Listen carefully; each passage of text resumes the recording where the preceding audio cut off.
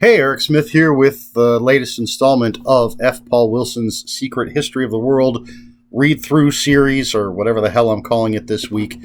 Today I'm talking about All the Rage. It is the fourth, looking up at the shelf there, the gap in my Repairman Jack books. It's the fourth Repairman Jack book. It's a pretty thick one. It's about 500 pages.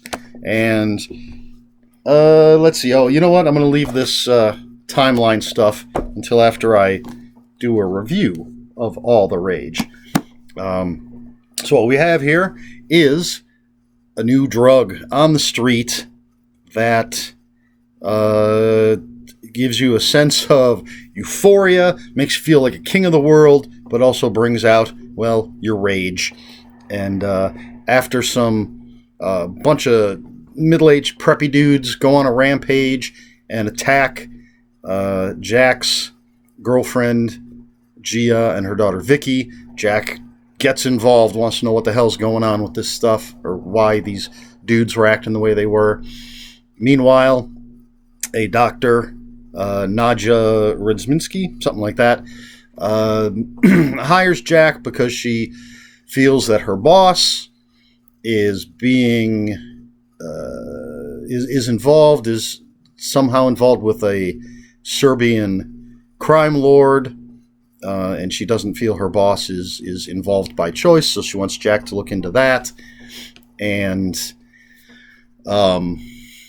she doesn't have a lot of money to pay, so Jack says, you know what, last week someone else brought that Serbian crime lord up.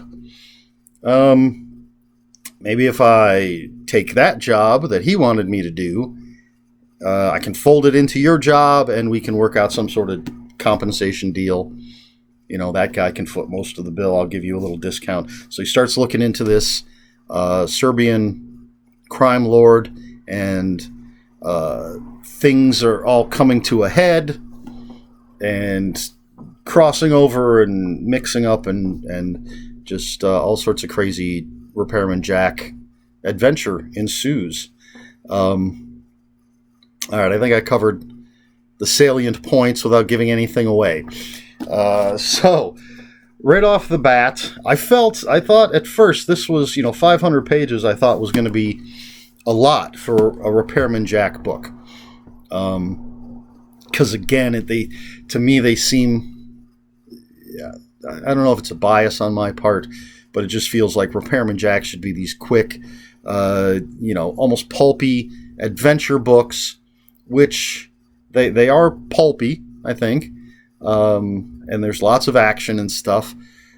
But the story flowed once I got into it and got going. It did not seem like 500 pages. It's not too much, in my opinion. It's a well-told story. We get a lot of character development, a lot of background, a lot of building of the characters, the new characters that we meet. Of course, we already know Jack, so we're not getting, a ton of his backstory. We know Vicky and Gia and Abe, and there's a little bit of Julio in here. Not a huge amount of character building with them. I mean, this is, again, the fourth book, but a lot of character building with the other characters, the clients, the people that he's been hired to deal with. But it never gets bogged down. Again, he's, if Stephen King is like the level of detail is way up here, F. Paul Wilson, maybe down here. He's not like Robert B. Parker, who would be off the screen. You can't see my hand, see? That's how far down. He's up here. We get a good amount of detail. The pace moves very well. There's a lot going on. There may be a few coincidences that you got to take with a grain of salt. And there are some chapters that his writing style is a little weird.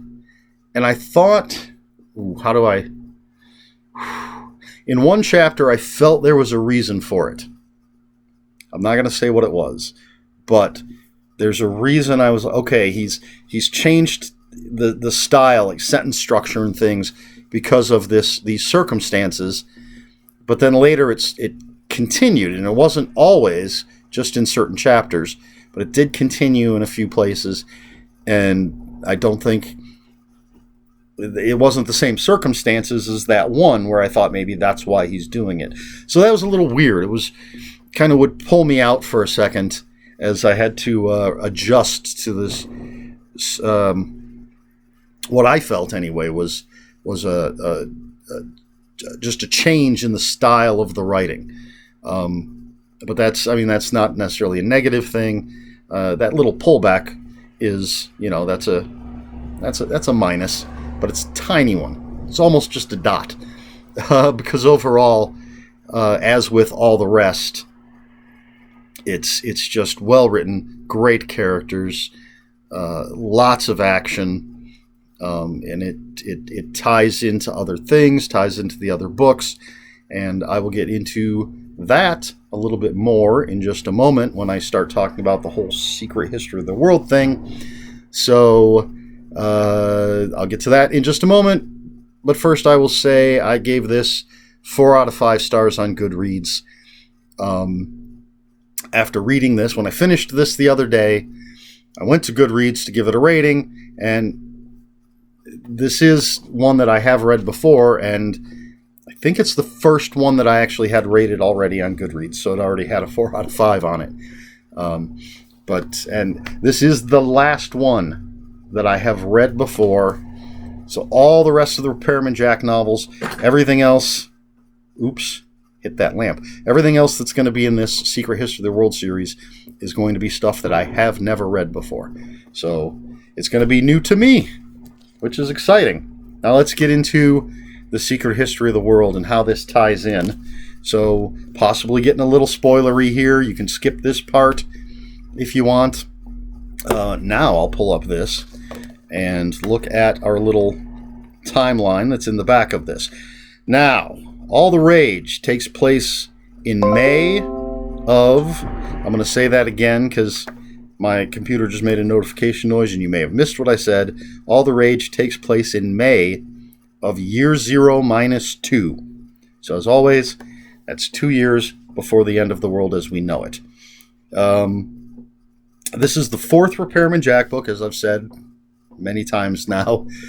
And I always find it funny that it takes place, I'd say, less than a year after The Tomb, which was written 20 years previous to this. This is 2000. The Tomb was 80-something, I believe, so slightly less than 20 years, but less than a year. I know they keep saying they talk about the events of last summer and May, the beginning of summer. So, but I don't know exactly what part of the summer. I don't remember the Tomb takes place in. So I'm saying slightly less than a year between those events and these events. A lot of stuff going on in Jack's life in just a year. And this does tie into The Tomb because, spoilers, this book does feature the last Rakosh. However you say it. Rakosh, I don't know. The creatures from The Tomb, the last one, is in this book. They also talk about and go to Monroe, New Jersey, I believe is where it's at, which some stuff took place in the last book in Monroe. And Reborn, the second book in the Adversary Cycle, second book in this video series, took place in Monroe. There's talk of the otherness. And a character from Conspiracies is mentioned a couple of times by a couple of people in this book. They're not in it themselves, but they are mentioned, so they are a catalyst for things that happen. So, excuse me just a moment. Pardon me. So this is it's all tying together, which I suppose I don't know how easy that would be to do when you already had the beginning and the end. Night World is the last one. I'm going to grab my list again just to be certain. Yes, Night World is the final book in the Secret History of the World, and that was written back in the day.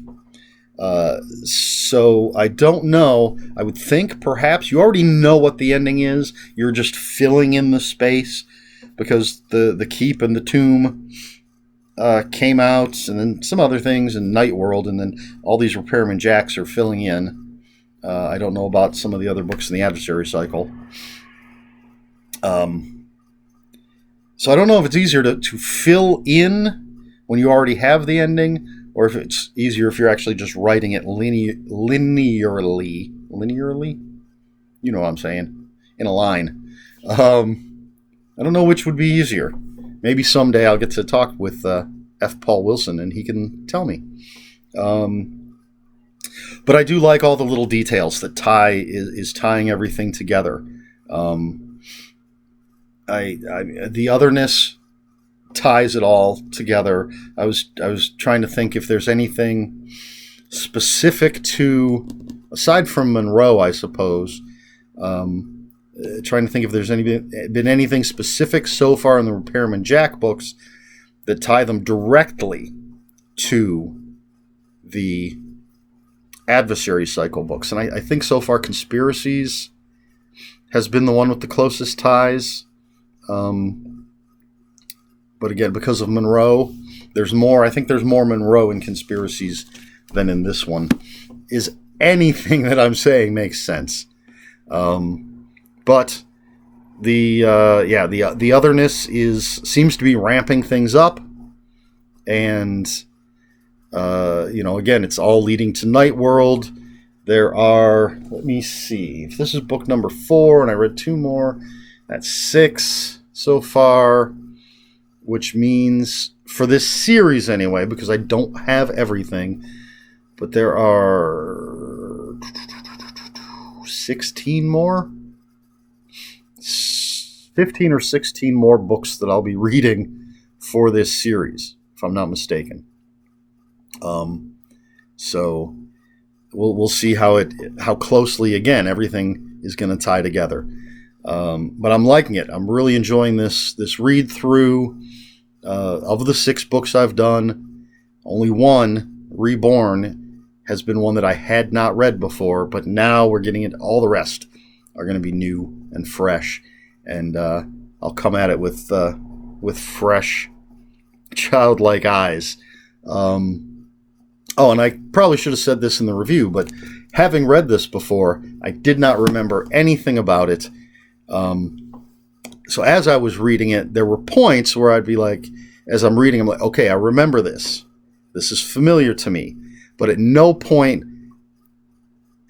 was I able to leap ahead and go, oh, I know what's coming. And again, another point that I should have brought up when I was reviewing earlier in the video, just the fact that F. Paul Wilson makes me care about the characters. There's something, again, trying to avoid spoilers, something that's going on, and I felt worry. I felt dread. I was afraid that certain things weren't going to be tied up in this book, and it was going to cause problems and danger for the characters that we've come to know and love. Jack and Abe and Vicky and Gia. So to me, that's a sign of a good writer. They're able to draw you in. They're able to make you care about the characters. So, if I were editing these things, I maybe would cut that part out, put it back over there in the review section. But I'm not doing that. This is low-budget stuff you're getting here. Anyway, I think that's all I have to say about this one. All the Rage. 4 out of 5 stars. Really enjoy it. Looking forward to digging into some new Repairman Jack soon. Next up, let's go back to the timeline. If anybody's reading along, next up is Hosts, which takes place in June of year 0-2. And I have not bothered. There's a little excerpt from it in the back of here. I did not read that. I have not pulled it off the shelf to read the back cover copy. I'm going in fresh when it comes time to read that one. So that's it. That's all I've got for this one. If you have any comments, questions, or corrections, please put them in the comments below. We can talk lots of spoilers in the comments if you want to. We just post spoiler warnings because we don't spoil anything for anybody. Please like, share, and subscribe. And yeah, I think that's all I've got. So this has been F. Paul Wilson's Secret History of the World read through video series, whatever it is. I don't know. Just until next time, read more books.